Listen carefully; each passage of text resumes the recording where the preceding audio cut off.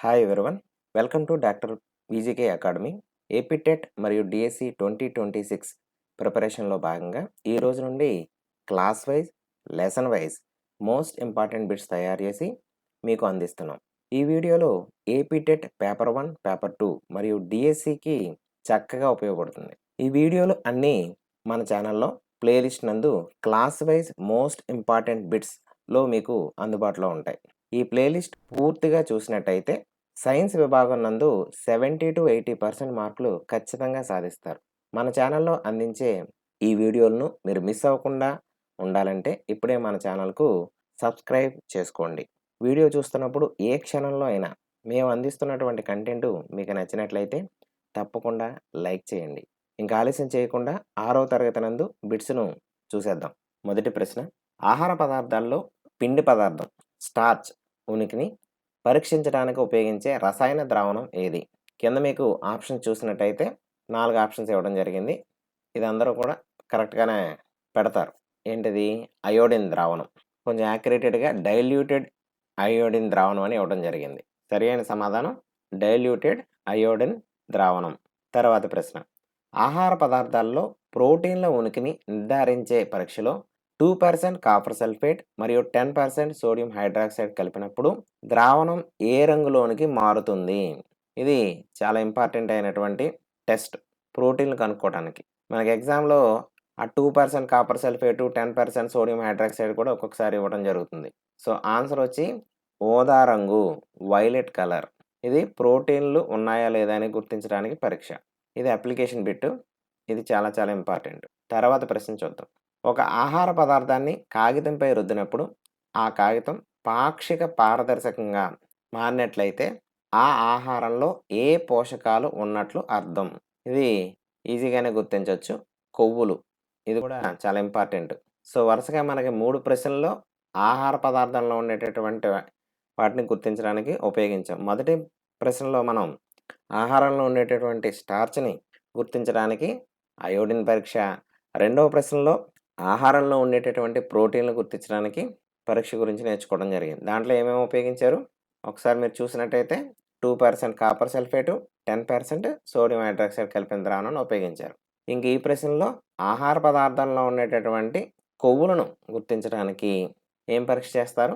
కాగితం మీద కనుక ఆ పదార్థాన్ని రుద్దినప్పుడు ఆ పదార్థం కాగితాన్ని పాక్షిక పారదర్శక పదార్థంగా కనుక మార్చినట్లయితే ఆ ఆహార పదార్థంలో కొవ్వులు ఉన్నాయని గుర్తుంచుకోండి. తర్వాత ప్రశ్న, క్రింది వాటిలో శరీర నిర్మాణానికి మరియు కణాల మరమ్మతుకు తోడ్పడే శరీర నిర్మాణ కారకాలు, బాడీ బిల్డర్స్ అని వేటిని పిలుస్తారు? ఆన్సర్ వచ్చి ఈపాటికి మీరు తెలిసే ఉంటుంది, ప్రోటీన్లు. దీన్ని ఒక్కొక్కసారి మాంసకృత్తులు అని కూడా ఇవ్వడం జరుగుతుంది. అందుకని మీకు ఆప్షన్స్లో 2 ఇవ్వడం జరిగింది. శరీర నిర్మాణానికి మరియు కణాల మరమ్మతుకు తోడ్పడే శరీర నిర్మాణ కారకాలు అని వేటిని పిలుస్తారు? ప్రోటీన్లు లేదా మాంసకృత్తులు. ఇది కూడా చాలా ఇంపార్టెంట్. మలబద్ధకాన్ని నివారించడానికి మరియు జీర్ణక్రియ సక్రమంగా సాగటానికి తోడ్పడే ఆహార పదార్థాలు ఏవి? పీచు పదార్థాలు. సరి అయిన సమాధానం పీచు పదార్థాలు. క్రింది వాటిలో ఏ విటమిన్ లోపం వల్ల స్కర్వీ, చిగుళ్ళలో రక్తస్రావం వ్యాధి కలుగుతుంది? Vitamin C. Scurvy vitamin C, scurvy vitamin C. అట్లా 2-3 సార్లు కనుక చదివినట్టయితే మీకు ఈ బిట్టు నేరుగా వచ్చే బిట్లు. దీంట్లో మీరు పెద్దగా దీని నుంచి వివరణ ద్వారా నేర్చుకోవాల్సినటువంటి బిట్లు అయితే కాదు. 6th క్లాస్, 7th క్లాస్ అన్నీ కూడా నేరుగానే ఉంటాయి బిట్లు. సో నేను దాని గురించి డీటెయిల్గా ఎక్స్ప్లెయిన్ చేయట్లేదు. సో సరైన సమాధానం విటమిన్ సి.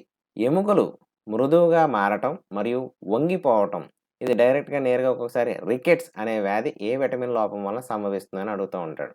అలా రికెట్స్ అంటే ఏంటంటే ఎముకలు మృదువుగాను మరియు వంగిపోతూ ఉంటాయి. ఇది ఏ విటమిన్ లోపం వల్ల జరుగుతుంది? ఇది కొంచెం గెస్ చేయాలి కరెక్ట్గా. Vitamin D. Vitamin D. మెడలోని థైరాయిడ్ గ్రంథులు వాచినట్లు కనిపించడం మరియు పిల్లల్లో మానసిక వైకల్యానికి దారితీసే గాయిటర్ వ్యాధి దేని లోపం వలన వస్తుంది? ఇది అందరూ కరెక్ట్గా గెస్ చేస్తారు. అయోడిన్. ఎందుకంటే అందరూ మనం అయోడైజ్డ్ సాల్ట్సే యూజ్ చేస్తున్నాం కాబట్టి ఇది అందరూ కరెక్ట్గా గెస్ చేస్తారు. ఒక్కొక్కసారి ఆ వ్యాధి పేరేంటని కూడా అడుగుతాడు. థైరాయిడ్ గ్రంథి వాచినట్లు కనిపించడం మరియు పిల్లల్లో మానసిక వైకల్యానికి దారితీసే వ్యాధి ఏంటంటే గాయిటర్ వ్యాధి. ఇది ఏ లోపం వల్ల వస్తుంది అంటే అయోడిన్ లోపం వల్ల వస్తుంది. సో, సరైన సమాధానం వచ్చి అయోడిన్. గాయిటర్ వ్యాధిని రాకుండా ఉండాలి అన్నట్టయితే ఉపయోగించాల్సినటువంటి పదార్థం అయోడిన్. రక్తహీనత, ఎనీమియా, ఇది కూడా ఒక్కొక్కసారి డైరెక్ట్‌గా ఇంగ్లీష్ వర్డ్‌ని ఇచ్చేస్తాడు. ఎనీమియా మరియు విపరీతమైన నీరసం ఏ ఖనిజ లవణం లోపం వల్ల కలుగుతుంది? ఇది కూడా చాలామంది దీనికి సఫర్ అవుతా ఉంటాం కాబట్టి ఇది కూడా అందరూ కరెక్ట్‌గానే గెస్ చేస్తారు. ఇనుము, ఐరన్ డెఫిషియన్సీ వలన మనకి ఈ రక్తహీనత అనేది రావటం జరుగుతూ ఉంటుంది. ఫోర్టిఫైడ్ ఫుడ్స్ లోగోను జారీ చేసే మరియు ఆహార భద్రతా ప్రమాణాలను పర్యవేక్షించే భారతీయ సంస్థ ఏది? ఇది మంచి బిట్. ఎవరైనా కరెక్ట్‌గా గెస్ చేయండి. దాని అబ్రివియేషన్ కూడా మనకి చాలా ఇంపార్టెంటు. సో, కరెక్ట్ ఆన్సర్ వచ్చి ఎఫ్ఎస్ఎస్ఏఐ. అంటే ఏంటన్నది ఫుల్ ఫామ్ ఒకసారి చెప్తాను చూడండి. Food safety and standards authority of India. దాన్ని షార్ట్ ఫామ్‌లో ఎఫ్ఎస్ఎస్ఏఐ. మరొకసారి చెప్తున్నాను. దీని అబ్రివియేషన్ ఏంటంటే food safety and standards authority of India. ఇది మనకి మనం తీసుకునే ఫుడ్ ఐటెమ్స్ ప్యాకేజ్ వెనకాల కూడా మీకు ఉంటూ ఉంటది. అబ్జర్వ్ చేసి ఉంటారు అక్కడక్కడ. తర్వాత ప్రశ్న.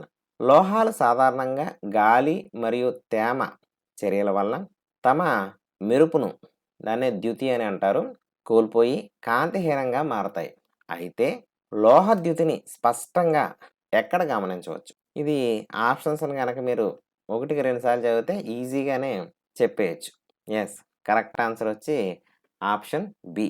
అప్పుడే కొత్తగా కోయబడిన తలాలపై మనకి ఆ లోహాలు మెరుస్తూ ఉంటాయి. Freshly cut surfaces. తర్వాత ప్రశ్న చూద్దాం.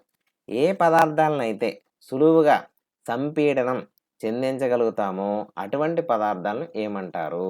ఇది కూడా మీరు కింద ఆప్షన్స్‌ని గనక 2 టైమ్స్ చదివితే కరెక్ట్‌గా పెట్టేస్తారు. సంపీడనం అంటే ఏంటంటే మనం ఏదైనా పదార్థం మీద పీడనాన్ని ప్రయోగించినట్టయితే దాని యొక్క ఘనపరిమాణం తగ్గినట్టయితే దాన్ని సంపీడనము అని అంటారు. ఉదాహరణకి మనకు ఒక చెక్క ముక్క మీద మనం ఎంత పీడనాన్ని ప్రయోగించినప్పటికీ దాని యొక్క ఘన పదార్థం మారదు. ద్రవ పదార్థాలు కూడా కొంచెం కంప్రెస్ అవుతాయి. వాయు పదార్థాలు బాగా కంప్రెస్ అవుతాయి. సో, ఇక్కడున్న ఆప్షన్స్ బట్టి మీకు ఇప్పటికి ఐడియా వచ్చేసి ఉండుంటది. ఆప్షన్ సి అనేది కరెక్ట్ ఆన్సర్. ఏంటది? మెత్తని పదార్థాలు, సాఫ్ట్ మెటీరియల్స్ ఏవైతే ఉన్నాయో ఇవన్నీ కూడా ఏంటంటే మనం దాని మీద ప్రెషర్ అప్లై చేసినట్టయితే దాని యొక్క ఘనపరిమాణం తగ్గుతుంది. దాన్నే సంపీడనము ఘనపరిమాణం తగ్గటం. సో, మెత్తని పదార్థాలు. ఇది కూడా ఒకసారి చదివితే చాలు. మీకు ఏ ప్రాబ్లమ్ లేదు. బాగా పర్మనెంట్‌గా గుర్తుంటది. తర్వాత ప్రశ్న. నిత్య జీవిత అనువర్తనాల ఆధారంగా క్రింది వానిలో నీటిలో కరగని ఘన పదార్థం ఏది? ఇది అందరూ చూడగానే చక్కగా చెప్పి పెట్టేస్తారు. అందులో అసలు డౌటే లేదు. ఇసుక. ఇసుక నీటిలో కరగదు. మిగిలినన్నీ కూడా నీటిలో కరిగేవే ఆప్షన్స్ ఇచ్చినవి. సో, తర్వాత ప్రశ్నకి వెళ్దాం. జలచరాలు మరియు నీటిలోని మొక్కలు శ్వాసక్రియ జరిపి జీవించడానికి నీటిలో కరిగి ఉండే ఏ వాయువు అత్యంత ముఖ్యమైనది? ఇది కూడా అందరూ కరెక్ట్‌గా పెడతారు.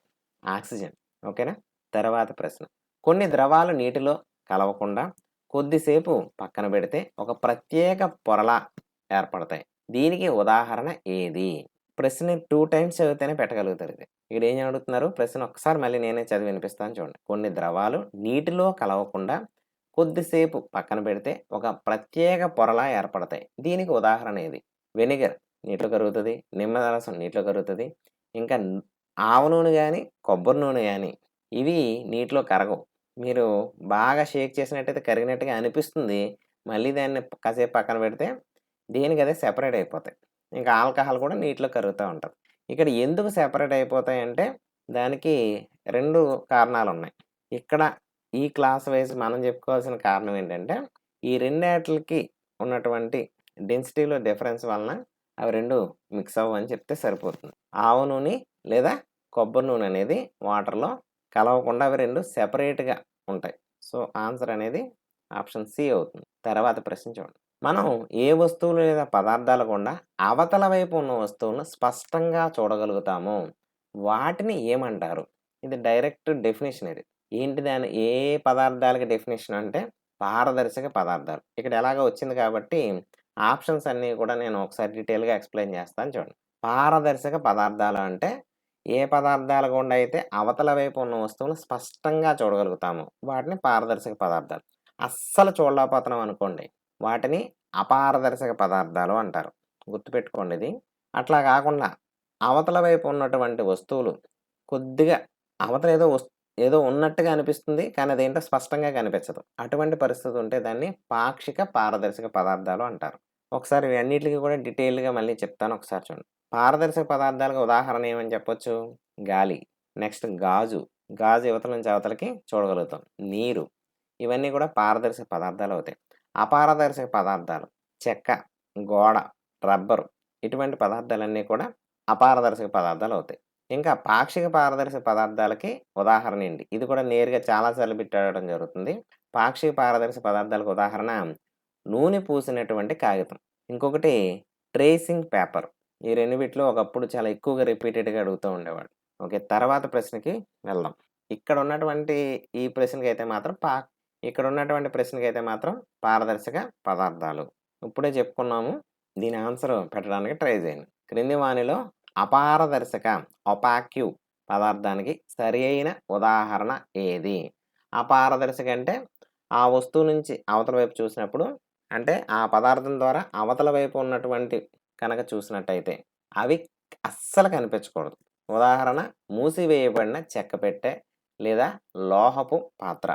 లోహ పాత్ర నుంచి కనుక మీరు చూసినట్టయితే అవతల వైపు ఉన్నటువంటివి ఏమీ మనకి కనిపించవు. మిగిలిన గాజు మరియు గాలి. చాలామంది గాలి అనేది అసలు ఆలోచనలోనే రాదు. ఒకసారి చూడండి. గాలి అనేది మనకి పారదర్శక పదార్థం కాబట్టి మనం అన్నీ కూడా చక్కగా చూడగలుగుతున్నాం. స్వచ్ఛమైన నీరు కూడా ఎలా ఉంటుందంటే మనకి పారదర్శక పదార్థం అవుతుంది. నూనె పూసిన కాగితం మాత్రం పాక్షిక పారదర్శక పదార్థం. సో, ఈ విధంగా 4 ఆప్షన్స్‌ని మనం నేర్చుకున్నట్టయితే వేరే వీటిలో కూడా మనం చాలా ఈజీగా పెట్టగలుగుతాం. తర్వాత ప్రశ్న, ఏ పదార్థాల గుండా వస్తువులను చూడగలం కానీ అవతల వైపు ఉన్నవి స్పష్టంగా కనిపించవో వాటిని ఏమంటారు? అందరూ కరెక్ట్‌గా పెడతారు. ఎందుకు? ఆల్రెడీ ఇందాక చెప్పుకున్నాం.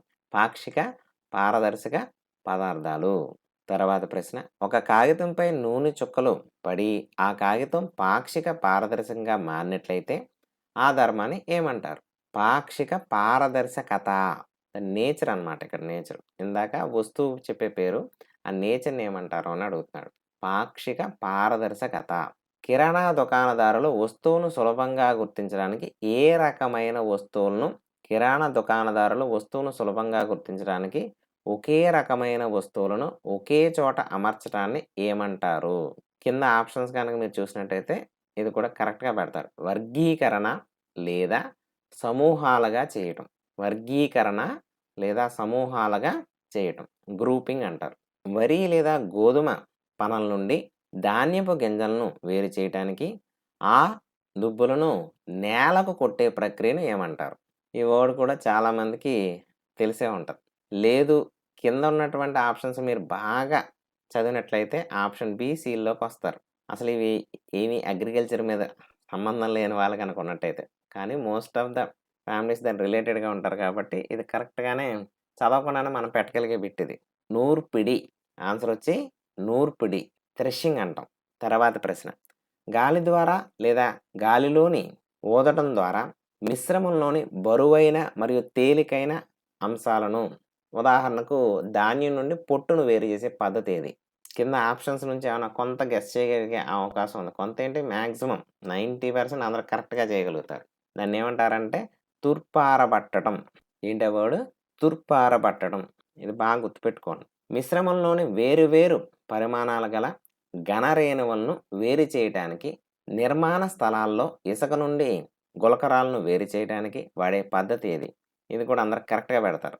జల్లెడ పట్టడం. దీనికోసం మళ్ళీ ఆ ఆప్షన్ అయితే చూడాల్సిన అవసరం అయితే లేదు. జల్లెడ పట్టడం. ప్రశ్నల్ని మాత్రం 2, 3 సార్లు చదివి బాగా గుర్తుపెట్టుకోండి. ఇప్పుడు చెప్పుకున్న వరుసగా ఈ 3 ప్రశ్నల్లో కూడా 1కి 2 సార్లు మీరు చదువుకోవాల్సిన అవసరం ఎంతైనా ఉంది. నీరు కలిపినప్పుడు మిశ్రమంలోని బరువైన అంశము నీటి అడుగు భాగాన చేరే ప్రక్రియను ఏమని పిలుస్తారు? ప్రశ్న మళ్ళీ చదవండి. ఇది నేరుగా డెఫినిషన్ ఇది. నీరు కలిపినప్పుడు మిశ్రమంలోని బరువైన అంశము నీటి అడుగు భాగాన చేరే ప్రక్రియను ఏమంటారు? అవక్షేపణం. ఏమంటారు? అవక్షేపణం. దీన్నే ఇంగ్లీష్‌లో సెడిమెంటేషన్ అంటారు. చాలా చాలా ఇంపార్టెంట్. అవక్షేపణం జరిగిన తర్వాత అడుగున చేరిన మట్టిని కదపకుండా పైనున్న స్వచ్ఛమైన నీటిని మరొక పాత్రలోనికి పంపే ప్రక్రియ ఏది? ఇది కూడా చాలా ఇంపార్టెంట్ బిట్టు. నీటిని శుద్ధి చేసే ప్రక్రియల్లో ఉంటాయి ఇవన్నీ. ఆన్సర్ వచ్చేసి తేర్చటం. ఏవైతే నీటిలో కరగకుండా సెడిమెంటేషన్ జరుగుతాయో అవన్నీ కిందకి వెళ్ళిపోయినాయి. ఆ పైనున్న నీరుని వేరే చోటకి మార్చడం జరుగుతుంది. దాన్నే ఆ ప్రక్రియను ఏమంటారంటే తేర్చడం. చాలా చాలా ఇంపార్టెంట్. తర్వాత ప్రశ్న. ఒక ద్రవంలో కరగని ఘన పదార్థాల మిశ్రమాన్ని ఉదాహరణకు తేనీటి నుండి తేయాకులను లేదా బురద నీటి నుండి సూక్ష్మ రంధ్రాలు గల సాధనం ద్వారా వేరు చేసే పద్ధతి ఏది? ఒకసారి ప్రశ్న మళ్ళీ ఒకసారి చదువుతాను. ఒక ద్రవంలో కరగని ఘన పదార్థాల మిశ్రమాన్ని సూక్ష్మ రంధ్రాల సాధనం ద్వారా వేరు చేసే పద్ధతిని ఏమంటారు? ఇది అందరికీ డైలీ లైఫ్లో చూసేదే కాబట్టి అందరు కరెక్ట్గా పెడతారు. వడపోత. ఈ ప్రశ్నలు నేరుగా అడుగుతున్నాడు. ఇవి కొంచెం 1కి 2 సార్లు చదవండి. మీరు చక్కగా ఆన్సర్ చేయగలుగుతారు. ఫిల్ట్రేషన్ వడపోత అంటారు. నీటిని దాని ఆవిరిగా అంటే బాష్పంగా మార్చే ప్రక్రియను ఏమంటారు? దాని ద్వారా సముద్రపు నీటి నుండి సాధారణ ఉప్పును పొందుతారు. అంటే ఇక్కడ మీకు ఇందులోనే 2 బిట్లు ఉన్నాయి. సముద్రపు నీటి నుండి సాధారణ ఉప్పును పొందడానికి ఉపయోగించే ప్రక్రియ ఏంటని అడిగినా కూడా ఈ బిట్ నేర్చుకున్నట్టయితే మీరు కరెక్ట్‌గా ఆన్సర్ చేయగలుగుతారు. ఒకసారి మళ్ళీ జాగ్రత్తగా చదవండి. ఇందులో 2 ఆప్షన్స్‌కి అయితే వచ్చి ఆగిపోతారు. మళ్ళీ ఒకసారి బిట్ మళ్ళీ చదువుతాను. నీటిని దాని ఆవిరిగా అంటే బాష్పంగా మార్చే ప్రక్రియను ఏమంటారు? దీని ద్వారా సముద్రపు నీటి నుండి సాధారణ ఉప్పును పొందుతారు. ఏంటి ఆ ప్రక్రియ? కింద ఆప్షన్స్ కనుక చదివినట్టయితే మీరు ఇందులో 2 ఆటిల దగ్గరికి వచ్చి ఆగిపోవడం జరుగుతుంది. అందులో ఆన్సర్ ఏంటంటే బాష్పీభవనము. బాష్పీభవనం. మిగిలినన్నీ కూడా కనుక మీరు చూసినట్టయితే మీకు ఆ నిర్వచనాలు ఆల్రెడీ అంతకుముందు ఆటిల్లో కవర్ అయినాయి. దాన్ని బట్టి మనం కరెక్ట్ ఆన్సర్‌కి అయితే రాగలుగుతాం. ఒకసారి ఆప్షన్స్ మళ్ళీ చూడండి కావాలితే. వడపోత అది జరిగే ప్రక్రియ కాదు. వడపోత ఎప్పుడు చేస్తాం అనేది ఇందాక నేర్చుకున్నాం. అవక్షేపణము అది జరగదు. ఇంకా మీకు బాష్పీభవనం, సాంద్రీకరణాల్లో డౌట్ ఉంటది. మీకు బాష్పీభవనం గురించి అంతకుముందు వీడియోలో చాలా డీటెయిల్డ్‌గా చెప్పడం జరిగింది. అదేవిధంగా సాంద్రీకరణ కూడా చాలా డీటెయిల్డ్‌గా చెప్పాం. సో, ఆ వీడియోస్ విన్నట్టయితే ఇక్కడ మళ్ళీ లెంగ్త్ చాలా ఎక్కువ అవుతుందనేసి డీటెయిల్‌గా అయితే ఎక్స్‌ప్లెయిన్ చేయట్లేదు. సింపుల్‌గా చెప్తాను గుర్తుపెట్టుకోండి. ఒకసారి సాంద్రీకరణం అంటే ఏంటనేది చెప్తాను. సాంద్రీకరణం వాయు రూపంలో ఉన్న నీటి ఆవిరి చల్లబడి తిరిగి ద్రవ రూపంలో మారే ప్రక్రియ. దాన్ని సాంద్రీకరణం అంటారు. మరి బాష్పీభవనం అంటే ఏమిటి? ద్రవ రూపంలో ఉన్న నీరు వాయు రూపంలోనికి మారే ప్రక్రియని బాష్పీభవనం అంటారు. ఈ రెండిట్లకి డిఫరెన్స్ తెలిసినట్టయితే మీరు చక్కగా ఆప్షన్ ఇందాకే చెప్పాను. రెండాటిలోకి వస్తారు. అందులో ఒకటి ఆన్సర్ కరెక్ట్ అని. సో, ఇక్కడ బాష్పీభవనం కరెక్ట్ ఆన్సర్ అవుతది. ఎందుకు? ద్రవ రూపంలో ఉన్న నీరు ఆవిరిగా మారుతుంది. సో, ఆన్సర్ వచ్చేసి బాష్పీభవనము. చాలా చాలా ఇంపార్టెంట్ బిట్. అందుకే నేను ఇన్ని సార్లు చెప్పడం జరిగింది దీని గురించి. తర్వాత ప్రశ్న. నీటి ఆవిరి తిరిగి చల్లబడి ద్రవ రూపంలోనికి మారే ప్రక్రియను ఏమని పిలుస్తారు?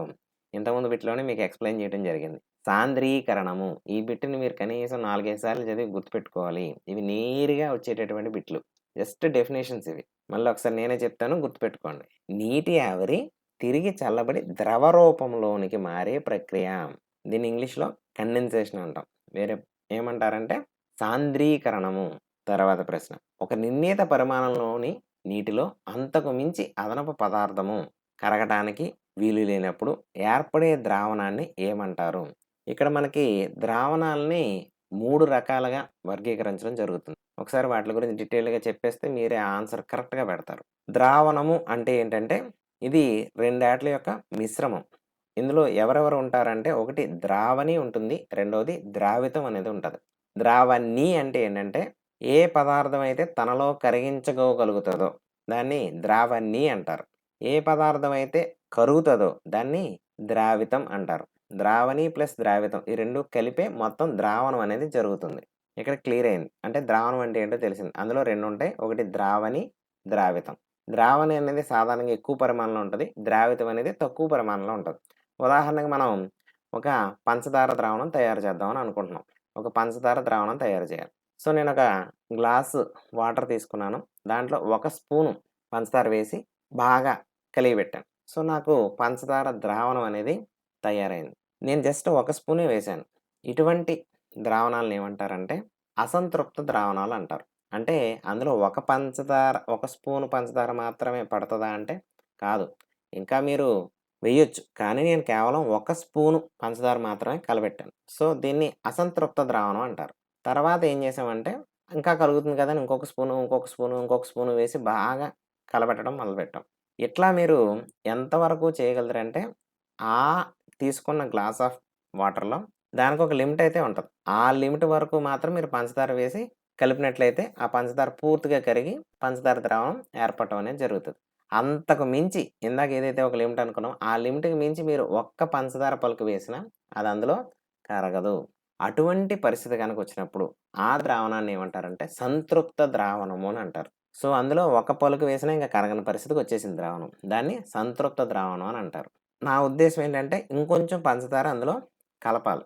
అప్పుడు ఆ ద్రావణాన్ని నేను కొద్దిగా వేడి చేసినట్టయితే ఇంకొంచెం పంచదార అందులో వేసి పూర్తిగా కరిగే రకంగా చేయొచ్చు మనం. అప్పుడు ఏర్పడేటటువంటి ద్రావణం అంటే వేడి చేస్తే అందులో ఇంకొంచెం ఎక్కువ పంచదార కలపగలుగుతాం. దాన్ని అతి సంతృప్త ద్రావణం అంటారు. ఈ అతి సంతృప్త ద్రావణం అనేది తాత్కాలికమైనటువంటి ద్రావణం. ఎందుకంటే మీరు గనక ఆ వేడి చేయటం అనేది గనక తగ్గించినట్టయితే మళ్ళీ అది అందులో ఏదైతే ఎక్కువగా మీరు పంచదార వేశారో, సంతృప్త ద్రావణం కన్నా ఎక్కువ వేసిన పంచదార అంతా కూడా మళ్ళీ ఘన పదార్థంగా మారిపోవటం జరుగుతది. ఇది మనకి ఈ తినుబండారాలు తయారు చేస్తూ ఉంటారు చూసారా? పంచదార పాకం, బెల్లం పాకం చేస్తా ఉంటారు. అవన్నీ కూడా ఈ అతి సంతృప్త ద్రావణం వేడి వేడిగా ఉన్న వాటిలోనే వేసి తయారు చేస్తా ఉంటారు. సో, మనకి ద్రావణాలు 3 రకాలు. ఒకటి అసంతృప్త ద్రావణం, రెండవది సంతృప్త ద్రావణం, మూడోది అతి సంతృప్త ద్రావణం. ఇందులో తాత్కాలికంగా ఉండేది ఏంటి అంటే అతి సంతృప్త ద్రావణం. సో, ఇప్పుడు ఆప్షన్ అన్నీ మనం డీటెయిల్‌గా నేర్చుకున్నాం. ఒక్కసారి చూద్దాం. ఒక నిర్ణీత పరిమాణంలోని నీటిలో అంతకు మించి అదనపు పదార్థం కరగటానికి వీలు లేనప్పుడు ఏర్పడే ద్రావణాన్ని ఏమంటారు? ఇది నేరుగా డెఫినిషన్ బిట్ ఇది. సంతృప్త ద్రావణము. సో, నాకు తెలిసి ఇంతకు మించి మీకు ఎక్స్‌ప్లనేషన్ అయితే అవసరం ఉండదు. Saturated solution. ఫస్ట్‌ది unsaturated solution, saturated solution, super saturated solution. అట్లా మనకి 3 టైప్స్ ఉంటాయి. ఇందాక చెప్పిందే మళ్ళీ ఒకసారి చూడండి. ఇందాక నేను డీటెయిల్‌గా ఎక్స్‌ప్లెయిన్ చేశాను ముందు ప్రశ్నలో. ఒక సంతృప్త ద్రావణంలో కరగకుండా మిగిలిపోయిన అదనపు ఘన పదార్థాన్ని కూడా పూర్తిగా కరిగించాలంటే క్రింది వాటిలో ఏ చర్య చెయ్యాలి? ద్రావణాన్ని వేడి చెయ్యాలి. Option B is correct answer. Heating. పచ్చని, సున్నితమైన మరియు మృదువైన కాండం కలిగి సామాన్యంగా పొట్టిగా ఉండి ఎక్కువ కొమ్మలు లేని మొక్కలను ఏ వర్గంలోనికి చేరుస్తారు? ఇక్కడ మనకు వరుసగా ఇప్పుడు 4, 5 బిట్లు వస్తాయి. ఈ 4 బిట్లు మీరు బాగా గుర్తుపెట్టుకోవాలి. అన్నీ దగ్గర దగ్గరగా ఉంటాయి. కన్‌ఫ్యూజన్ లేకుండా వీటికి ఉదాహరణలతో గుర్తుపెట్టుకుంటేనే మీకు గుర్తుంటది. ఒకసారి ప్రశ్న మాత్రం 2, 3 సార్లు చదివి గాని ఆన్సర్ చేయనటువంటి ప్రశ్న ఇది. ఒక్కసారి చదివి పెట్టారు అంటే అది మాక్సిమం మీరు తప్పు పెడతారు. హెర్బ్స్ అంటారు. గుల్మాలు తెలుగులో అయితే. హెర్బ్స్ ఎట్లా ఉంటాయి? మళ్ళీ ఒకసారి చెప్తాను చూడండి. పచ్చని, సున్నితమైన మరియు మృదువైన కాండం కలిగి సామాన్యంగా పొట్టిగా ఉంటూ ఎక్కువ కొమ్మలు లేని మొక్కలను ఏ వర్గంలోనికి చేరుస్తారంటే గుల్మాలు హెర్బ్స్ అంటారు. కాండం గట్టిగా ఉండి ఎక్కువ మందం లేకుండా కొమ్మలు కాండపు అడుగు భాగం అంటే నేలకు సమీపంగా నుండి పెరిగే మొక్కల్ని ఏమంటారు? ఇది కరెక్ట్‌గానే గెస్ చేస్తారు. పొదలు. ఓకే. తర్వాత ప్రశ్న. బలహీన కాండం కలిగి ఉండి నిటారుగా నిలబడగలిగే నేల మీద వ్యాపించే మొక్కలను ఏమంటారు? ఇది కూడా ఈజీగానే గెస్ చేయొచ్చు. నిటారుగా నిలబడలేని ఈ వర్డ్ బట్టి మీరు కరెక్ట్‌గా పెట్టగలుగుతారు. పాకే మొక్కలు. వీటికి ఉదాహరణ పుచ్చకాయ పాదు లేదా ఆనపకాయ పాదు ఇలాంటియన్నీ కూడా. మొక్కలలో వేళ్ళ ద్వారా గ్రహించబడిన నీరు మరియు ఖనిజ లవణాలను ఆకులకు మరియు ఇతర భాగాలకు పైకి తరలించడంలో ప్రధాన పాత్ర పోషించే భాగం ఏది? ఇది అందరూ కరెక్ట్‌గా గెస్ చేస్తారు. స్టెమ్ కాండం. కరెక్ట్ ఆన్సర్ స్టెమ్ కాండం. ఆకు యొక్క ఏ భాగం కాండానికి అంటుకొని ఉంటుంది? ఆకులోని వెడల్పైన పచ్చటి భాగాన్ని ఏమంటారు? ఒకే బిట్‌లో 2 బిట్లయితే ఉన్నాయి. ఒకసారి గెస్ చేసి చెప్పొచ్చు. యెస్. పత్ర వృంతం. రెండవది పత్ర దళం. తర్వాత ప్రశ్న. ఒక ఆకులో ఈనెలతో చేయబడిన రూపురేఖను ఈనెల వేపనం అంటారు. నడిమి ఈనుకు ఇరువైపులా ఈనెలు వలలాగా వ్యాపించి ఉంటే దానిని ఏమంటారు? ఇది డైరెక్ట్ డెఫినిషన్. జాలాకార ఈనెల వేపనం అంటారు. గడ్డి జాతి మొక్కల ఆకులలో ఈనెలు ఒకదానికొకటి సరళ రేఖలో అమరి ఉంటాయి. ఈ రకమైన అమరికను ఏమని పిలుస్తారు? అక్కడే ఇచ్చాడు సరళరేఖ అని ఇవ్వడం జరిగింది కాబట్టి దానికి ఆన్సర్ వచ్చి సమాంతర ఈనెల వేపనం. తర్వాత ప్రశ్న, మొక్కలు ఆకుల ద్వారా నీటిని ఆవిరి రూపంలో వాతావరణంలోనికి విడుదల చేసే ప్రక్రియను ఏమంటారు? ఇది మోస్ట్ ఇంపార్టెంట్. బాష్పోత్సేకం. ఇది కూడా నేరుగా నిర్వచనం నుంచి వచ్చినటువంటి బిట్టే. మొక్కలు ఆకుల ద్వారా నీటిని ఆవిరి రూపంలో వాతావరణంలోనికి విడుదల చేసే ప్రక్రియను ఏమంటారు? బాష్పోత్సేకం. ఇది చాలా చాలా చాలా ఇంపార్టెంట్.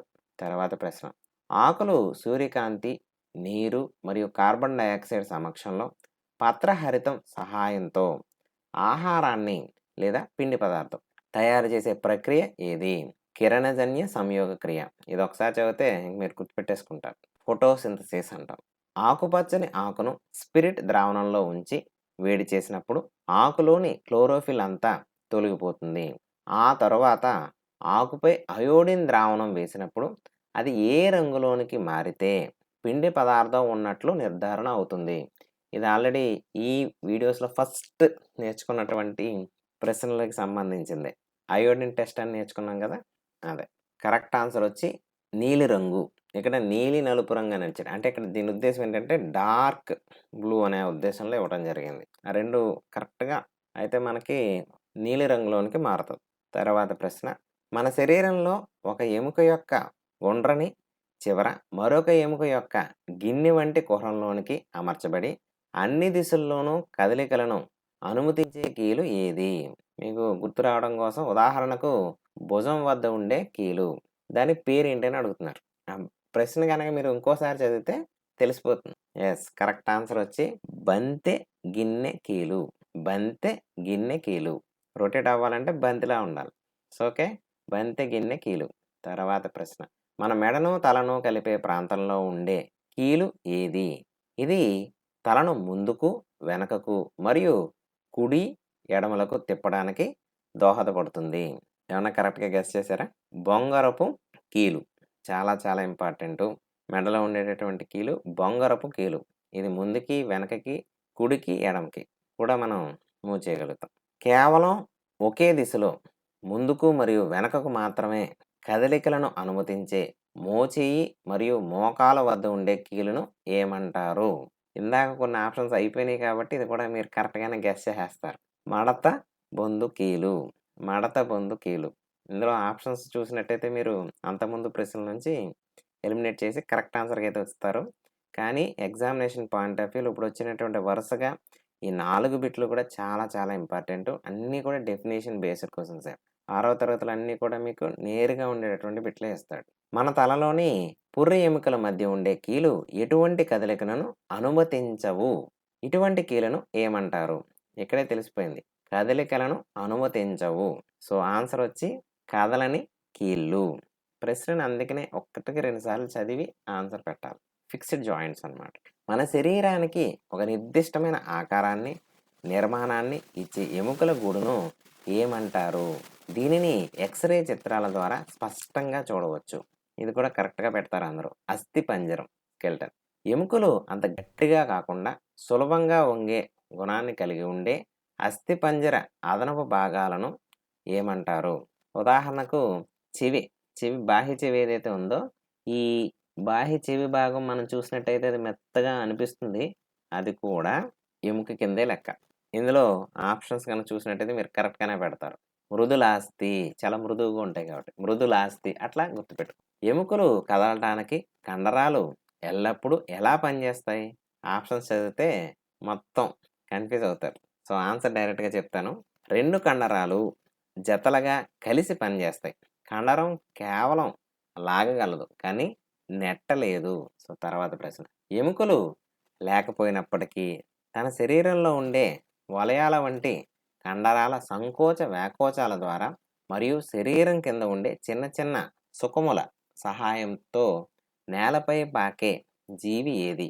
ప్రశ్న ఇంకోసారి చదివితే మీరే కరెక్ట్గా ఆన్సర్ పెట్టగలుగుతారు. ఎస్, వానపాము, ఎర్త్వామ్.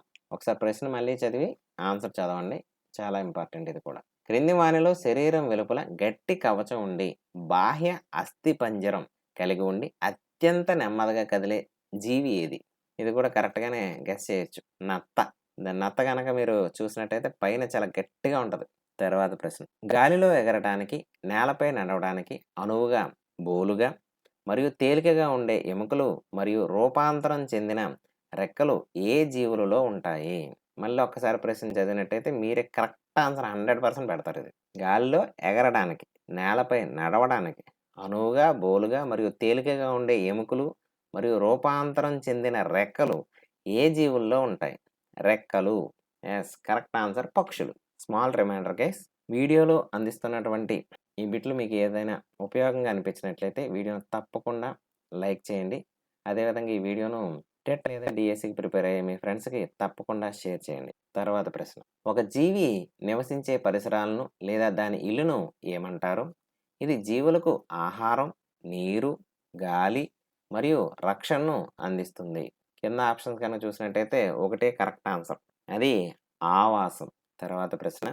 ఒక నిర్దిష్ట ఆవాసంలో వందలాది సంవత్సరాల పాటు జీవించడానికి అనువుగా ఒక జీవి తన శరీరంలో మార్పులను కలిగి ఉండటాన్ని ఏమంటారు? ఉదాహరణకు ఎడారిలో బ్రతకడానికి ఒంటికి ఉండే లక్షణాలు. ఇది కూడా ఆప్షన్స్ చాలా ఇర్రెలవెంట్‌గా ఉన్నాయి. కరెక్ట్ ఆన్సర్ మీరు ఈజీగానే గెస్ చేయగలుగుతారు. అనుకూలనం. అక్కడ ఉన్న పరిస్థితులకి అడాప్టబిలిటీ అనేది ఉండాలి. మనిషి అయినా సరే ఇప్పుడున్న పరిస్థితులకి దానికి తగ్గట్టుగా మారుతా ఉంటాం. అందుకని వేరు వేరు దేశాల్లో ఉన్నటువంటి వాళ్ళు వేరు వేరు ఫుడ్ హ్యాబిట్స్ ఇవన్నిట్లికి అడాప్టబిలిటీ అనేది జరుగుతూ ఉంటది. అనుకూలనం చాలా ఇంపార్టెంట్ ఇది కూడా. నేలపై నివసించే మొక్కలు మరియు జంతువులు ఆవాసాలను ఏమని పిలుస్తారు? ప్రశ్నలోనే ఆన్సర్ ఉంది. నేలపై. సో, భౌమ ఆవాసాలు. నీటిలో నివసించే మొక్కలు మరియు జంతువుల ఆవాసాలను ఏమంటారు? ఇది కూడా మీరు ఆన్సర్ 100% పెడతారు. జలావాసాలు. ఒక ఆవాసం నుండి సజీవులైన మొక్కలు మరియు జంతువులను ఏమంటారు? అలాగే అక్కడ ఉండే నిర్జీవులైన రాళ్ళు, మట్టి, గాలి, నీరు వంటి క్రిందకు వస్తాయి. జీవులు అంటే జీవం ఉన్నవి. తర్వాతవన్నీ కూడా నిర్జీవులు. సో, ఆప్షన్ చాలా ఈజీగా పెట్టేయొచ్చు. Option A జీవాంశాలు, నిర్జీవాంశాలు. ఎడారి మొక్కలు బాష్పోత్సేకం ద్వారా నీటిని కోల్పోకుండా ఉండటానికి తమలో ఎటువంటి అనుకూలనాన్ని ప్రదర్శిస్తాయి? ఇందాక మనం చెప్పుకున్నాం. జంతువులు ఒంటి గురించి చెప్పుకున్నాం. ఎడారిలో ఎలా అది అడాప్టబిలిటీ అనేది చెందిందని. మొక్కలు కూడా అక్కడ ఉన్నటువంటి పరిస్థితులకు అడాప్టబిలిటీ ఎట్లా చెందినాయి అనేది చూద్దాం. ఇక్కడ మీరు చూసినట్టయితే ఆకులు ముళ్ళుగా రూపాంతరం చెందుతాయి లేదా ఆకులు ఉండవు. ఇది కరెక్ట్ ఆన్సర్. Option B. ఆకులు ముళ్ళుగా రూపాంతరం చెందుతాయి లేదా ఆకులు ఉండవు. తర్వాత ప్రశ్న. సముద్రంలో జీవించే చేపలు నీటిలో సులభంగా ఈదటానికి మరియు శ్వాసించడానికి వరుసగా ఎటువంటి శరీర నిర్మాణాలను కలిగి ఉంటాయి? ఇది లాస్ట్ ఇయర్ బిట్ అడగడం జరిగింది ఇది. ఎస్. Option A. పడవ ఆకారం మొప్పలు. ఇందులోనే 2 బిట్లు ఇవ్వడం జరిగింది. లాస్ట్ ఇయర్ ఈ బిట్‌ని అడగడం జరిగింది. పడవ ఆకారం ఉంటాయి. శ్వాసక్రియకు ఉపయోగపడేవి మొప్పలు. మన పరిసరాల్లో జరిగే మార్పులను అనుగుణంగా జీవులు స్పందించడాన్ని ఏమంటారు? ఉదాహరణ ఇవ్వడం జరిగింది. అకస్మాత్తుగా వెలుతురు పడినప్పుడు కళ్ళు మూసుకుంటాం. ఇది కూడా ఆప్షన్ చూసినట్టయితే 100% కరెక్ట్‌గా పెడతారు. ఉద్దీపనాలకు ప్రతిస్పందన. తర్వాత ప్రశ్న. జీవులు తమ శరీరంలోని హానికరమైన వ్యర్థ పదార్థాలను బయటకు పంపించే ప్రక్రియను ఏమంటారు? ఇది కూడా ఇంకొకసారి ప్రశ్న చదివితే మీరే చెప్తారు. విసర్జన. తర్వాత ప్రశ్న. సజీవులు తమను పోలిన చిన్న జీవులను వృద్ధి చేసుకునే ప్రక్రియను ఏమంటారు? ప్రత్యుత్పత్తి. రీప్రొడక్షన్. తర్వాత ప్రశ్న. ఒక వస్తువుచే ఆక్రమించబడిన సమతల విస్తృతి యొక్క కొలతను ఏమంటారు? ఇది మంచి బిట్టు. సమతల విస్తృతి అంటే వైశాల్యం. ఈ బిట్ ఒకసారి బాగా గుర్తుపెట్టుకోండి. సరైన సమాధానం వైశాల్యం. సమతల అని ఇచ్చాడు కాబట్టి వైశాల్యం అని చెప్పాం. తర్వాత చూడండి.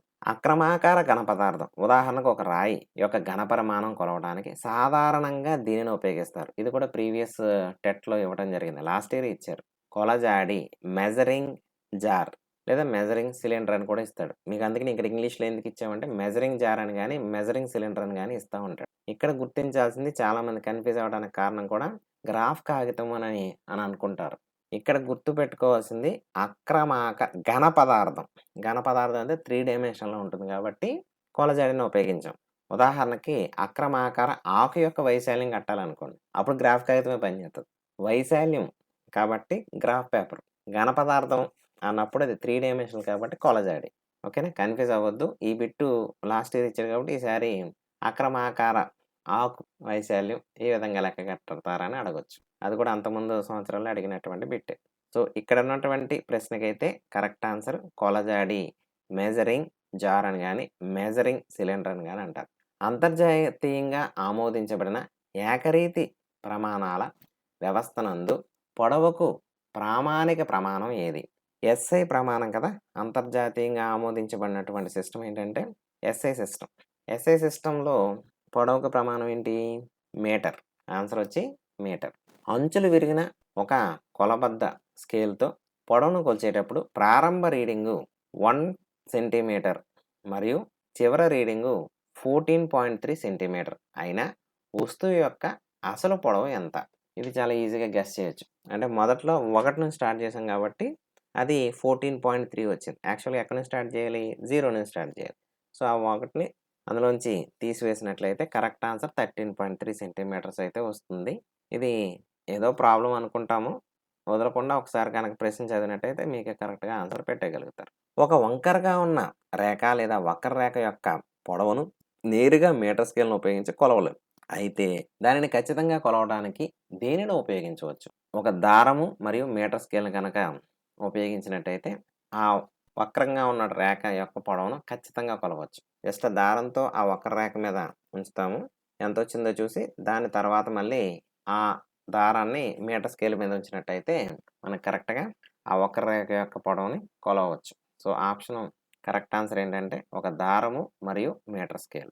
ఒక వస్తువు తిన్నని రోడ్డు వెంబడి లేదా సరళ రేఖా మార్గంలో ప్రయాణిస్తున్నప్పుడు ఆ వస్తువు ప్రదర్శించే చలనాన్ని ఏమంటారు? ఇది కూడా చాలా చాలా ఇంపార్టెంట్. ఇక్కడ నుంచి ఒక 3, 4 బిట్లు దీనికి రిలేటెడ్‌గానే ఉంటాయి. సరళ రేఖ కాబట్టి రేఖీయ చలనం. రెక్టిలీనియర్ మోషన్ అని అంటారు.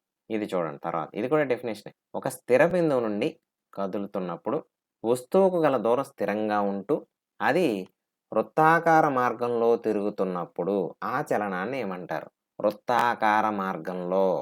ఆ వర్డ్ గుర్తుపెట్టుకుంటే మీరే కరెక్ట్ ఆన్సర్ పెట్టేస్తారు. వృత్తాకార చలనం. Circular motion. దీనికి ఎగ్జాంపుల్ మనకి జెయింట్ వీల్ తీసుకున్నట్టయితే తెలిసిపోతుంది మీకు. జెయింట్ వీల్ అవ్వచ్చు, లేదా రంగుల రాట్నం గాని అవన్నీ కూడా వృత్తాకార చలనం. ఇది చాలా ఇంపార్టెంట్. గడియారంలోని లోలకం కదలిక, ఉయ్యాల ఊగే పిల్లవాని చలనం లేదా గిటారు తీగల కదలికలు కొంత సమయం తర్వాత తమంతట తాము పునరావృతం అవుతాయి. ఇవి ఏ చలనానికి ఉదాహరణ? ఇందులో గడియారంలో లోలకం అనేది ఇంచుమించు ఇప్పుడు ఎవరో ఇంట్లో వాడట్లేదు. ఉయ్యాలనేది కొంతవరకు అందరికీ గుర్తుండేటటువంటి విషయం. ఉయ్యాలను గుర్తించినట్టయితే మీరు దీని ఆప్షన్ చాలా చక్కగా పెట్టేస్తారు. ఇక్కడ ఏం జరుగుతదంటే ఉయ్యాలను ఊహించుకోండి. ఉయ్యాలను ఒక్కసారి కనుక మనకు ఊపినట్టయితే అది ఏందవుతది? అది కంటిన్యూయస్‌గా తమంతట తాము పునరావృతం అవుతా ఉంటది. ఎలా అవుతా ఉంటది? ముందుకెళ్తది, వెనక్కొస్తది, మళ్ళీ ముందుకి, వెనక్కి. అంటే దీన్ని టు అండ్ ఫ్రో మోషన్ అని అంటారు. ఈ టు అండ్ ఫ్రో మోషన్ అదేమవుతుంది? రిపీట్ అవుతుంది. రిపీట్‌ని తెలుగులో ఆవర్తనము అంటారు. సో, ఇది ఆవర్తన చలనము అంటారు దీనికి ఇంకొక తెలుగు ట్రాన్స్‌లేషన్ అయితే ఉంది. దాన్ని డోలన చలనం ఆసిలేటరీ మోషన్ అని అంటారు ఇంగ్లీష్‌లో. Oscillatory motion. చాలా చాలా చాలా ఇంపార్టెంట్ ఇది. ఇందులో విషయం ఏంటి? ముందుకి, వెనక్కి టు అండ్ ఫ్రో మోషన్ అనేది ఉండాలి. ముందుకి, వెనక్కి కదులుతూ ఉండాలి. ఇంకా కరెక్ట్‌గా డెఫినిషన్ ఏంటంటే ఒక నిర్దిష్ట బిందువు నుండి ముందుకి, వెనక్కి కదులుతూ ఉండాలి. ఆ చలనం అయిపోయిన తర్వాత మళ్ళీ ఏదైతే నిర్దిష్ట బిందువు అనుకున్నామో ఆ బిందువు దగ్గరకొచ్చి ఆ వస్తువు ఆగడం అనేది జరుగుతది. ఇది క్లారిటీగా అర్థమైందని అనుకుంటున్నాను. సో, ఆన్సర్ అయితే ఆవర్తన చలనము లేదా డోలన చలనము. ఈ 2 కూడా గుర్తుపెట్టుకోవాల్సిన విషయాలే. ఆవర్తన చలనాన్ని ఇంగ్లీష్‌లో పీరియాడిక్ మోషన్ అని అంటారు. డోలన చలనాన్ని ఆసిలేటరీ మోషన్ అని అంటారు. ఆ వర్డ్స్ కూడా మీరు గుర్తుపెట్టుకుంటే చాలా మంచిది. ఇప్పుడు చెప్పండి కరెక్ట్‌గా. ఇది అప్లికేషన్ బిట్. కుట్టు యంత్రం పనిచేస్తున్నప్పుడు దాని చక్రం మరియు దానిలోని సూది వరుసగా ప్రదర్శించే చలనాలేవి? ఒకే బిట్‌లో 2 బిట్లు చూడడం జరిగింది ఇందులో నేను. చక్రము. చక్రం ఏ చలనం ఉంటది? వృత్తాకార చలనం. అందులో అస్సలు డౌటే లేదు. ఇంకా అందులో ఉన్నటువంటి సూది. ఇది కూడా చాలామంది ఈ మధ్య కాలంలో ఎవరు చూడట్లేదు. సూది ఏమవుతుందంటే ముందుకి, వెనక్కి, ముందుకి, వెనక్కి. అంటే అక్కడ మిషన్‌లో గాని చూసినట్టయితే కిందకి, పైకి అది మూవ్ అవుతా ఉంటది. అంటే ఒక నిర్దిష్ట బిందువు నుంచి పైకి, కిందకి మూవ్ అవుతా ఉంటది. సో, అది రిపీట్ అవుతా ఉంటది. కాబట్టి దాన్ని ఆవర్తన చలనం అంటారు. కాబట్టి కరెక్ట్ ఆన్సర్ వచ్చేటటువంటిది ఏంటంటే ఆప్షన్ బి మాత్రమే కరెక్ట్ ఆన్సర్. ఒకటి వృత్తాకార చలనం. ఏంటది? చక్రం. రెండోది ఆ సూది ఏమైతే అవుతుందంటే ఓ నిర్దిష్ట బిందువు నుంచి పైకి, కిందకి, పైకి, కిందకి మూవ్ అవుతుంది కాబట్టి అది రిపీట్ అవుతా ఉంటది. కాబట్టి అది ఆవర్తన చలనం. Periodic motion. ఇది చాలా చాలా అప్లికేషన్ చాలా మంచి బిట్ ఇది. నేలపై దొర్లుకుంటూ ముందుకు సాగే ఒక బంతి ఒక సమయంలో ప్రదర్శించే చలనాల కలయిక ఏది? ఇక్కడ మీరు గుర్తించాల్సింది నేలపై దొర్లుకుంటూ ముందుకెళ్ళిపోతుంది. ముందుకెళ్తుంది అంటే అది రేఖీ చలనం. ఇంక అందులో డౌట్ ఏం లేదు. ముందుకెళ్తుంది కాబట్టి అది రేఖీ చలనం. నెక్స్ట్ అదేమవుతుంది? దొర్లుతూ ఉంది. దొర్లుతూ ఉంది. సో, అది భ్రమణ చలనం. సో, ఆప్షన్ ఏ అనేది కరెక్ట్ ఆన్సర్. ఇది కొంచెం జాగ్రత్తగా గుర్తుపెట్టుకోండి. ఈ బిట్లు 2, 3 సార్లు చూడాలి. ఇప్పుడు వచ్చిన వరుసగా ఈ 4, 5 బిట్లు ఇంతకుముందు వచ్చిన 4, 5 బిట్లని మీరు ఒకసారి డీటెయిల్‌గా నేర్చుకోవాలి. ముందు రేఖీ చలనం అంటే ఏంటంటే సరళ రేఖలో వెళ్ళినట్టయితే అది రేఖీ చలనం. ఒక బిందువు చుట్టూ స్థిర దూరంలో తిరుగుతూ ఉన్నట్టయితే దాన్నేమని చెప్తారు? వృత్తాకార చలనం అంటారు. హ్మ్. అంటే వృత్తాకార చలనాన్నే అది యాక్చువల్‌గా అది స్పెషల్ కేసు. భ్రమణ చలనంలో వృత్తాకార చలనం ఒక స్పెషల్ కేస్ ఒరిజినల్‌గా అయితే. రొటేటరీ మోషన్‌లో స్పెషల్ కేసే సర్క్యులర్ మోషన్. ఓకే. ఇంకొకటి ఏం నేర్చుకున్నాం? ఒక నిర్దిష్ట బిందువు నుంచి ముందుకి, వెనక్కి రిపీటెడ్‌గా జరిగితే దాన్ని ఆవర్తన చలనము లేదా డోలన చలనం అంటారు. ఈ 3 కనుక మీరు గుర్తుపెట్టుకున్నట్టయితే ఈజీగా ఏ బిట్ ఇచ్చినా ఆప్షన్ పెట్టేయగలుగుతాం. ఓకే. తర్వాత పాఠ్యాంశం ఇది. సూర్యుడు, నక్షత్రాలు లేదా వెలిగించిన టార్చ్ బల్బు వలె తమంతట తాము స్వతంత్రంగా అంటే సొంతంగా కాంతిని విడుదల చేసే వస్తువుల్ని ఏమంటారు? సొంతంగా కాంతినిస్తున్నాయి కాబట్టి వాటిని ప్రకాశవంతమైన వస్తువులు అంటారు. ఇది డైరెక్ట్ డెఫినిషన్ ఇది. ఇందులో మనం కొత్తగా నేర్చుకోవాల్సింది ఏముండదు.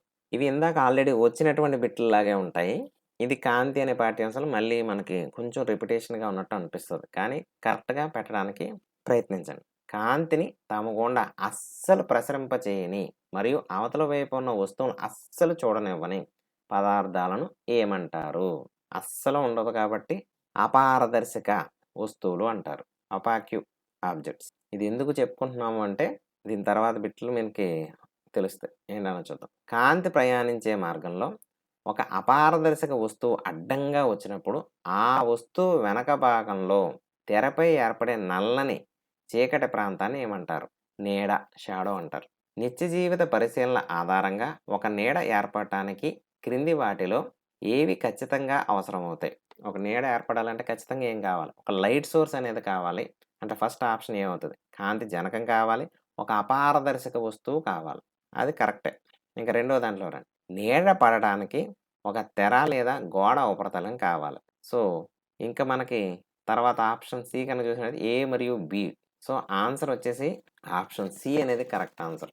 ఒకసారి మళ్ళీ వెనక్కి తిరిగి మళ్ళీ ఆన్సర్స్ కరెక్ట్‌గా ఏంటన్నది ఒకసారి చూద్దాం. ఫస్ట్ కాంతి జనకము, అపారదర్శక వస్తువు, నీడ పడటానికి ఒక తెర లేదా గోడ.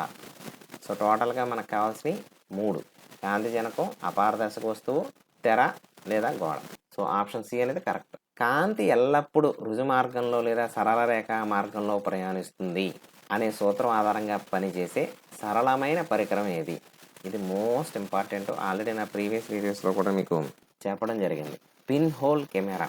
అందులో మనం కాంతి మొత్తం టాపిక్స్ అన్నీ ఒకే వీడియోలో కవర్ చేయడం జరిగింది. అందులో ఇవన్నీ డీటెయిల్‌గా చెప్పడం జరిగింది. ఈ 6th క్లాస్‌లో కొంత మేరకు మాత్రం ఉంటుంది. అందులో pin hole camera, straight line motion గురించి మనకి ఏ పరికరం అంటే పిన్ హోల్ కెమెరా.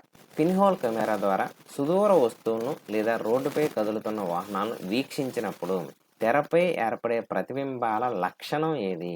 ఇది చాలా ఇంపార్టెంట్. తలక్రిందులుగా మరియు వస్తువుల రంగులతో కూడినవి. ఇది చాలామంది తప్పుగా ఆన్సర్ పెడతా ఉన్నారు. పిన్ హోల్ కెమెరాలో ఏమవుతుందంటే వస్తువు తలక్రిందులుగా పడుతుంది. బట్ రంగు ఏదైతే ఉందో వస్తువు యొక్క రంగుగానే పడుతుంది. దట్టమైన ఆకులు కలిగిన చెట్టుల కింద నడుస్తున్నప్పుడు నేలపై సూర్యుని యొక్క చిన్న చిన్న వృత్తాకార కాంతి చారలు కనిపిస్తాయి. ఇది ప్రకృతిలో దేనికి ఉదాహరణ? చాలా మంచి బిట్ ఇది. అప్లికేషన్ బిట్ ఇది. సహజ పిన్ హోల్ కెమెరాగా పనిచేస్తాయి. న్యాచురల్ పిన్ హోల్ కెమెరాస్ అన్నమాట. తర్వాత ప్రశ్న. ఒక నునుపైన లేదా మెరుస్తున్న ఉపరితలం ఉదాహరణకు అద్దం తనపై పడిన కాంతి కిరణాల దిశను మార్చే ప్రక్రియను ఏమంటారు? కాంతి పరావర్తనం అంటారు. దీని గురించి కూడా కాంతి పాఠ్యాంశంలో నేను డీటెయిల్‌గా ఎక్స్‌ప్లెయిన్ చేశాను. కాంతి యొక్క ధర్మాలు ఏవైతే ఉన్నాయో అవన్నీ కూడా చెప్పడం జరిగింది. వీలైతే అది ఒకే దాంట్లో మొత్తం కాంతి టాపిక్స్ అన్నీ కవర్ అయిపోతాయి. ఒకసారి చూడటానికి ప్రయత్నం చేయండి. అంటే ఇనీషియల్‌గా మన ఛానల్‌లో ఏం చేసామంటే టెట్ సిలబస్ ఏదైతే గవర్నమెంట్ ఆఫ్ ఏపీ ఇచ్చిందో దాంట్లో ఉన్నటువంటి సిలబస్ వైజ్‌గా నేను వీడియోస్‌ని అప్‌లోడ్ చేశాను. సో, కాంతి పరావర్తనం, రిఫ్లెక్షన్. తర్వాత ప్రశ్న. ఒక దర్పణం ముందు నిలబడి మీ కుడి చేతితో దువ్వెన పట్టుకుని తల దువ్వుకుంటున్నప్పుడు అద్దంలోని ప్రతిబింబంలో అది ఏ చేత్తో పట్టుకున్నట్లు అనిపిస్తుంది? ఎడమ చెయ్యి. ఎందుకంటే ఈ మిర్రర్‌లో జరిగేటటువంటిది ఏంటంటే పార్శ్వ విలోమం అనేది జరుగుతది. అంటే కుడి ఎడమగాను, ఎడమ కుడిగాను జరుగుతా ఉంటది. సో, ఆ విషయాన్ని మీరు గుర్తించినట్టయితే ఈ ఆప్షన్స్ ఎలాగిచ్చినా కానీ మీరు కరెక్ట్‌గా ఆన్సర్ చేయగలుగుతారు. రియల్‌గా మనం కుడి చేత్తో పట్టుకున్నాం కాబట్టి అద్దంలోది ఎడమ చేయి అవుతది. ఇది చాలా ఇంపార్టెంట్. 2 దర్పణాలను జెడ్ ఆకారంలో అమర్చడం ద్వారా గోడల మూలను లేదా అడ్డంకులను అవతల వైపు ఉన్న వస్తువులను చూడడానికి ఉపయోగించే పరికరం ఏది? పెరిస్కోపిక్. అన్ని స్కోప్‌లే ఉన్నాయి. 3 స్కోప్‌లు ఇవ్వడం జరిగింది. Periscope correct answer. దీని మీద కూడా డీటెయిల్‌గా ఉన్నాయి. అక్కడ ఒకసారి చూసినట్టయితే మీకు క్లారిటీ వస్తుంది. అది 45 యాంగిల్స్‌లో పెడతారు ఆ 2 మిర్రర్స్‌ని. ఇవి ఎక్కడ ఉపయోగిస్తారు అంటే సబ్‌మెరైన్స్‌లో, జలాంతర్గాముల్లోను, ఆర్మీల్లోను ఎక్కువగా ఉపయోగిస్తారు పెరిస్కోప్ అనేది. తర్వాత పాఠ్యాంశానికి వచ్చేసాం. విద్యుత్ ఘటం సెల్ నందు రసాయనాల నుండి విద్యుత్ ఉత్పత్తి అవుతుంది. అయితే దీనిలో ఉండే 2 ధ్రువాలు ఏవి? ఇది అందరూ కరెక్ట్‌గా పెడతారు. ఒకటి ధన ధ్రువం ఉంటది. రెండోది రుణ ధ్రువం ఉంటది. ఆప్షన్ సి అనేది కరెక్ట్ ఆన్సర్. టార్చ్ బల్బు వెలిగినప్పుడు కాంతిని ఇచ్చే లోపల సన్నని తీగను ఏమని పిలుస్తారు? ఫిలమెంట్ అని పిలుస్తారు. ఈ ఫిలమెంట్ దేనితో తయారు చేస్తారంటే టంగస్టన్ అనే మెటీరియల్‌తో తయారు చేస్తారు. టంగస్టన్‌కి మాత్రమే ఆ లక్షణం ఉంటది. తన గుండా విద్యుత్ ప్రసరింపజేసినప్పుడు అది కాంతి రూపంలో ఎనర్జీని రిలీజ్ చేయడం జరుగుతది. ఫిలమెంట్. ఫిలమెంట్ దేనితో తయారు చేస్తారంటే టంగస్టన్. ఇప్పుడు ఈ మధ్య కాలంలో వచ్చేటటువంటివి మనకి టార్చ్ లైట్స్‌తో కూడా అన్ని ఎల్ఈడీ లైట్లే వచ్చేస్తాయి. మీ టెక్స్ట్ బుక్‌లో ఒకసారి చూడండి. ఒకప్పుడు ఉండేవి ఇటువంటి బల్బులు. టార్చ్ బల్బులనేవి ఫిలమెంట్ కరెక్ట్ ఆన్సర్. తర్వాత ఒక పూర్తి మూసిన విద్యుత్ వలయంలో విద్యుత్ ప్రవాహం దిశ ఎల్లప్పుడూ ఏ విధంగా ఉంటుంది? ఇది చాలా చాలా ఇంపార్టెంట్ అయినటువంటి బిట్టు. విద్యుత్ ప్రవాహం ఎట్లా ఉంటుందంటే ధనధ్రువం నుంచి రుణధ్రువం వైపుకు ఉంటుంది. తర్వాత ప్రశ్న. విద్యుత్ బల్బు చాలా కారణాల వల్ల మాడిపోవచ్చు. బల్బు మాడిపోవటానికి గల ప్రధాన కారణం ఏమిటి? ఫిలమెంట్ తెగిపోవటం.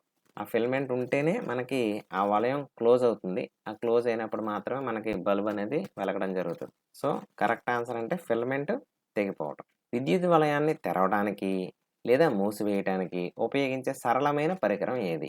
ఇది కూడా అందరికీ తెలుసు. స్విచ్. ఇంక దీని గురించి మరి సమాధానం ఏంటి అనేది చూడక్కర్లేదు. ఏ పదార్థాలు తమ గుండా విద్యుత్ ప్రవాహాన్ని సులభంగా ప్రసరింపచేస్తాయో వాటిని ఏమంటారు? విద్యుత్ వాహకాలు అంటారు. అస్సలు వెళ్ళనివ్వలేదనుకోండి వాటిని విద్యుత్ బంధక పదార్థాలు అని అంటారు. ఓకేనా? ఇక్కడ ప్రశ్న ఏమడిగాడు అంటే ఏ పదార్థాలు తమ గుండా విద్యుత్ ప్రవాహాన్ని సులభంగా ప్రసరింపచేస్తాయో అని అడిగాడు. కాబట్టి విద్యుత్ వాహకాలు. ఇలాగ వచ్చింది కదా అని తర్వాత ప్రశ్న కూడా మీకు చెప్పాను అంతే. నిజ జీవితంలో అనువర్తనాల ఆధారంగా క్రింది వాటిలో ఏది విద్యుత్ వాహకానికి సరైన ఉదాహరణ? ఇనుప మేకు. మిగిలినన్నీ కూడా విద్యుత్ బంధక పదార్థాలే. All metals are good conductors of heat and electricity. కానీ ఒక మెటల్ ఉంది. ఆ మెటల్ రూమ్ టెంపరేచర్ దగ్గర ద్రవ రూపంలో ఉంటది. అదేంటి అనేది ఎవరన్నా గుర్తుకొచ్చిందా? అంతకుముందు వీడియోస్‌లో చెప్పున్నాము. వీలైతే చూడండి. సరైన సమాధానం ఇనుప మేకు. ఏ పదార్థాలు తమ గుండా విద్యుత్తును అస్సలు ప్రసరింపచేయవో వాటిని ఏమని పిలుస్తారు? ఇందాకే చెప్పాను. విద్యుత్ బంధక పదార్థాలు అని పిలుస్తారు. విద్యుత్ బంధకాలు. ఇన్సులేటర్స్. క్రింది వాటిలో విద్యుత్ బంధకానికి చెందని లోహ పదార్థాన్ని గుర్తించండి. Most important. చెందని అని అడిగాడు. ఆ ఒక్క వర్డ్ మీరు చూడకపోతే ఎగిరిపోతది. చెందని. విద్యుత్ బంధకం కానిది. అంటే తాళం చెవి. అందుకని ఎందుకని మంచిదని పక్కన బ్రాకెట్‌లో లోహంతో చేయబడినటువంటి తాళం చెవి. అది ఈ ప్రశ్నకి కరెక్ట్ ఆన్సర్. గాలి విద్యుత్ ప్రవహించడానికి సంబంధించి ఎటువంటి ధర్మాన్ని కలిగి ఉంటుంది? గెస్ చేయండి ఎవరన్నా? గాలిలో విద్యుత్ ప్రవహిస్తుందా? ప్రవహించదు. విద్యుత్ బంధకం. లేకపోతే చాలా ప్రమాదం కదా! గాలిలో విద్యుత్ ప్రవహించినట్టయితే. ప్రాచీన కాలంలో గ్రీస్ దేశంలో మాగ్నస్ అనే గొర్రెల కాపరి ద్వారా లంబంగా దొరికిన రాయి ఆధారంగా కనుగొనబడిన సహజ అయస్కాంతాన్ని ఏమని పిలుస్తారు? మాగ్నటైట్ అని పిలుస్తారు. మాగ్నటైట్. ఇక్కడి నుంచి వచ్చింది మ్యాగ్నటిజం అనేది. మ్యాగ్నెట్ అనేది. అయస్కాంతం వైపు ఆకర్షించబడిన ఇనుము, నికెల్ లేదా కోబాల్ట్ వంటి పదార్థాలను ఏమని పిలుస్తారు? అయస్కాంత పదార్థాలు అని పిలుస్తారు. ఇది డైరెక్ట్ డెఫినిషన్. క్లాస్‌లో నేరుగా ఉంటది. అయస్కాంత పదార్థాలకు ఉదాహరణ ఏంటంటే కూడా ఇవే చెప్పొచ్చు. Iron, nickel, cobalt. ఇందులోనే 2 బిట్లు కవర్ అవుతున్నాయి. దండాయస్కాంతాన్ని ఇనుప రజంలో ఉంచినప్పుడు ఇనుప రజనం అత్యధికంగా ఎక్కడ ఆకర్షించబడుతుంది? ఇది మీరు చిన్నప్పుడు ఆడుకున్నప్పుడే మీరు గుర్తించుంటారు. 2 చివర్ల దగ్గర ఉండే ధ్రువాల వద్ద ఎక్కువగా ఆకర్షించబడతది. ఓకేనా? ఎక్కడైతే ఎక్కువగా ఆకర్షించబడతదో ఆటిని ఏమంటారంటే ధ్రువాలు అని అంటారు. అయస్కాంతానికి ఎన్ని ధ్రువాలు ఉంటాయంటే 2 ధ్రువాలు ఉంటాయి. ఒకటి ఉత్తర ధ్రువం, రెండోది దక్షిణ ధ్రువం. ఇది చాలా ఇంపార్టెంట్. స్వేచ్ఛగా వేలాడదీసిన దండాయస్కాంతం ఎల్లప్పుడూ ఏ దిశలను సూచిస్తూ నిశ్చల స్థితికి వస్తుంది? ఉత్తర, దక్షిణ దిశలను సూచిస్తూ. దీన్నే దిశాధర్మము అని అంటారు. ఈ దిశాధర్మం ఆధారంగానే మనకి కంపాస్ అనేది కనుగొనబడింది. ఆ కంపాస్ కనుగొనబడటం వల్లనే మనకి విదేశీయులు మన దేశాలతో వర్తక వ్యాపారం సాగించడానికి మన దేశానికి రావడానికి కూడా కారణమైంది. పూర్వకాలంలో ప్రయాణికులు, నావికులు సముద్ర ప్రయాణాల్లో దిశలను కనుగొనడానికి ఉపయోగించిన అయస్కాంత సూదితో కూడిన పరికరం ఏది? దిక్చూచి. ఈ దిక్చూచి ఏ ధర్మం ఆధారంగా కనుగొనబడింది అంటే అయస్కాంతం యొక్క దిశా ధర్మం ఆధారంగా కనుగొనబడింది. చాలా చాలా ఇంపార్టెంట్ బిట్ ఇది. ఒక సాధారణ ఇనుప ముక్కను ఒకే దిశలో దండాయస్కాంతం యొక్క ఒకే ధ్రువంతో పదే పదే 30-40 సార్లు రుద్దడం ద్వారా అయస్కాంతంగా మార్చే పద్ధతిని ఏమంటారు? ఇక్కడ మీరు గుర్తించవచ్చు. కింద ఆప్షన్ చూసినట్టయితే that is the first answer. అయస్కాంతీకరణం. దాంట్లో అయస్కాంతత్వాన్ని ప్రేరేపించడం జరుగుతుంది. ఓకేనా? 2 వేరు అయస్కాంతాలు యొక్క సజాతీయ ధ్రువాలు ఒకదానితోటి దగ్గరికి వచ్చినప్పుడు ఎటువంటి చర్య జరుగుతుంది? ఇది చాలా ఇంపార్టెంట్. గుర్తుపెట్టుకోండి. ఒకేసారి చెప్తాను. సజాతీయ ధ్రువాలు అంటే ఒకే రకమైన ధ్రువాలు వికర్షించుకుంటాయి. విజాతీయ ధ్రువాలు అంటే వేరు ధ్రువాలు ఆకర్షించుకుంటాయి. మళ్ళీ చెప్తున్నాను, బాగా గుర్తుపెట్టుకోండి. సజాతీయ ధ్రువాలు వికర్షించుకుంటాయి. విజాతీయ ధ్రువాలు ఆకర్షించుకుంటాయి. మీరు అంతగా కన్ఫ్యూజ్ అవుతుంటే ఒకటే గుర్తుపెట్టుకోండి. సజాతీయ ధ్రువాలు వికర్షించుకుంటాయి. 2 వేరు అయస్కాంతాల యొక్క విజాతీయ ధ్రువాలు ఆకర్షించుకుంటాయి. సో, ఈ 2 బిట్లని మిమ్మల్ని కన్ఫ్యూజ్ చేయడానికి అది గాని, ఇది గాని ఎగ్జామ్‌లో ఖచ్చితంగా అడుగుతాడు. మీరు ఒకటే గుర్తుపెట్టుకొని రెండోది ఆటోమేటిక్‌గా రివర్స్ అని గుర్తుపెట్టుకున్నా మీరు కరెక్ట్‌గా ఆన్సర్ చేయగలుగుతారు. అయస్కాంతాలను వేడి చేసినప్పుడు, సుత్తితో కొట్టినప్పుడు, ఎత్తు నుండి క్రిందకు పడేసినప్పుడు వాటి అయస్కాంతత్వం ఏమవుతుంది? కోల్పోతాయి. నశిస్తుంది లేదా కోల్పోతాయి. అది కరెక్ట్ ఆన్సర్. ఒక అయస్కాంతం తన అయస్కాంత శక్తిని కోల్పోకుండా సురక్షితంగా ఉంచటానికి దండాయస్కాంతాలను ఎలా నిల్వ చేస్తారు? ఇది చాలా ఇంపార్టెంట్ అయినటువంటి బిట్. 2 ఆన్సర్స్‌లోకి అయితే వస్తారు. అందులో ఏంటి కరెక్ట్ అనేది అయితే ఆప్షన్ బి. విజాతీయ ధ్రువాలు పక్కపక్కనే వచ్చేలాగా జతలుగా మరియు వాటి మధ్య చెక్క ముక్కను ఉంచి అవి స్టోర్ చేస్తారు.